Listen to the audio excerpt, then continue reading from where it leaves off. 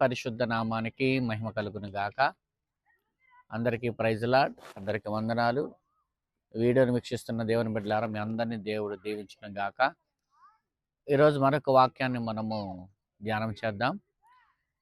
ద్వితీయోపదేశ కాండము 28వ అధ్యాయము 1వ వచనంలో ఒక మాట ఉంది.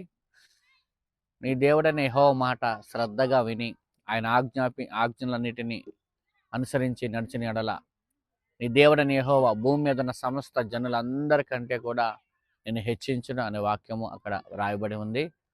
ఈ వాక్యము ఆధారంగా మనము దేవుని యొక్క మాటకును శ్రద్ధగా వినేవారంగా మనం ఉన్నట్లయితే దేవుడు మనల్ని ఈ భూమి మీద ఉన్న మనుషులందరికంటే అధికంగా హెచ్చిస్తాడు అని లేఖనం రుజువుపరుస్తుంది.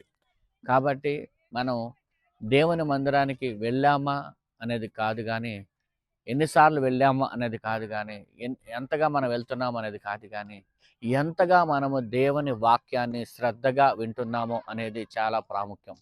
ఆ వినిన వాక్యానుసారముగా మనం ఎప్పుడైతే మనం జీవిస్తామో ఆ వాక్యం మనలో ఫలించి అలాగే ఈ భూమి మీద ఉన్న మనుషులందరికంటే అధికముగా హెచ్చిస్తాడని ఈ వాగ్దానము దేవుడు మన పక్షంగా ఆయన నెరవేర్చు దేవుడై ఉన్నాడు. కనుక ప్రియ దేవుని ప్రజలారా, మనము దేవుని వాక్యాన్ని మనము చాలా శ్రద్ధగా మనం వినాలి.